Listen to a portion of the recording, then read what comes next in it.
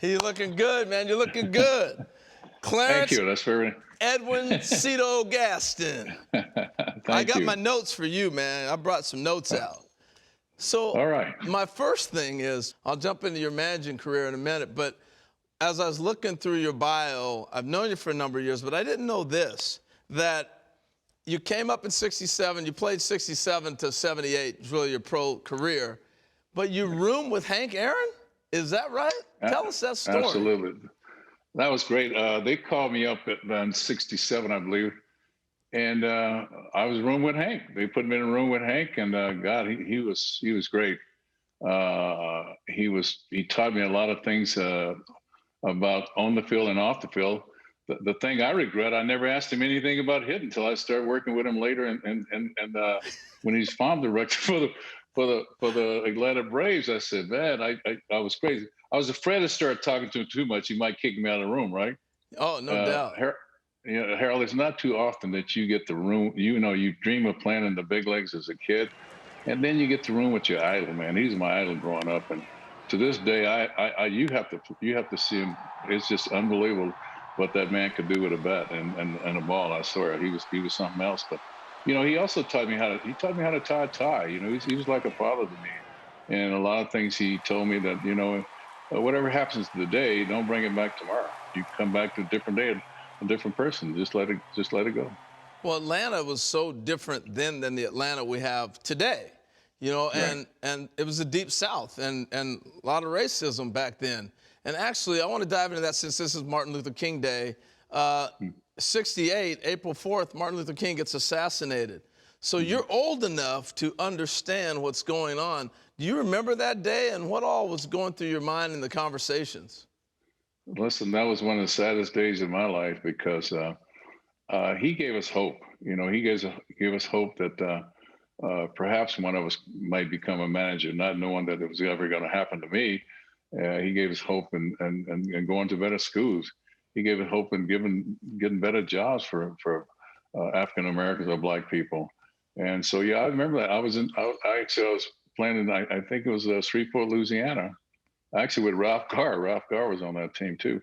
But yeah, he gave us hope, and it was just a sad day in my life to lose a great man like that.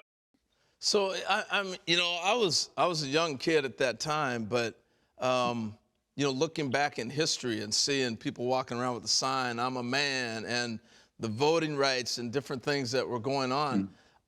What was that like for you? Did you grow up in segregation, or what was that like for you? Absolutely. I grew up in between San Antonio, Texas, and Corpus Christi, and there's times we had to ride the back of the bus. We'd go to the movie theater. If it wasn't a Black movie theater, you had to sit in the balcony. And then I went on to go through that stuff, even in the minor leagues, playing in Greenville, South Carolina, or playing in the Carolina League. I got called to big end every day, pretty much. Every day I played up there. So, I can only imagine what Mr. King went through, and also you got to go back and think about Jackie Robinson, what he went through, and Hank Aaron's told me stories too, what he went through when he was approaching Babe Ruth's record. I mean, he got death threats. He got hit in the head with a Coke can in Chicago. He went through a lot, and I experienced some of that, but not as much as those guys did. But there was some there for us. So let's talk about the World Series titles. You're the first African-American manager to win the World Series. Did they make a big deal of that back then when you won in '92, your first one? They did. And I think the first part, before I won that, they made a big deal. When my first year, taking over for Jimmy Williams, we were 12-24. Wow. And they made a big deal out of the first time two Black managers was going to go up against each other. And that was Frank Robinson and myself. Frank was actually in Baltimore, and Frank, they led the league all year. We caught him probably the last week, but that's when I was interim manager and hitting coach. I mean, my head was spinning at that end of that year. You did both? I did both. And to top that off, my pitching coach was sick most of the year, so I made a lot of trips to the mound. I was just completely burned out at the end of that season, but I learned a lot in that year. I learned a lot about baseball and people, So after you won your first World Series in '92, did you get any special phone calls? I know you were the first Black manager to win a World Series. Who all reached out to you?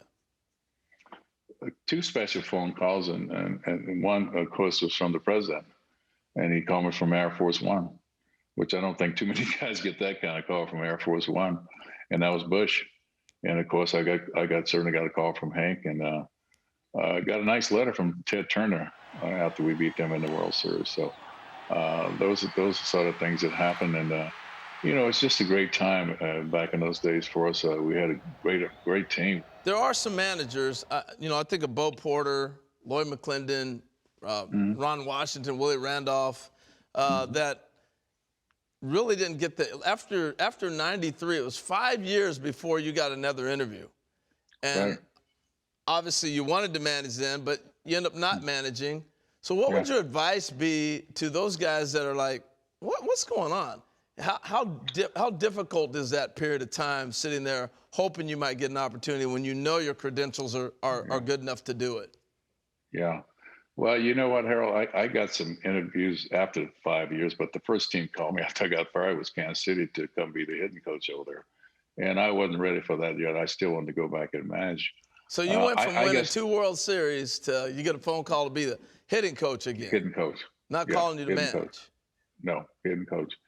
And at 5 years, I did not get a call, but then I started getting calls. And then when I'd go, they would tell me they were going to call me back. And in fact, I don't want to mention these people, but when I had a house down in Florida where I live now, and I had one in Toronto. And I told them that if they're going to make some sort of move, I'd be back in Toronto. Well, left me a message in Florida. So after a while, I just figured out they just interviewing me. They're not really serious about giving me a job. And so I just said, okay, fine, that's it. And when I went back second time, out of nowhere, JP Petrardi called me and said, Cito, would you like to manage again? Out of nowhere. And I went back for 2.5 years, and then I retired again. But these guys just keep your chin up and keep going to those interviews, and hopefully it's going to turn around. Well, Cito, I've been lobbying. I'm going to continue lobbying for you to be in the Hall of Fame. Everybody who's won 2 World Series, they're in the Hall of Fame. It's time for you to go ahead and be knocking on that door as well. So appreciate the time. Love you, man. Enjoy. And thank you for joining us on this special conversation. Appreciate it.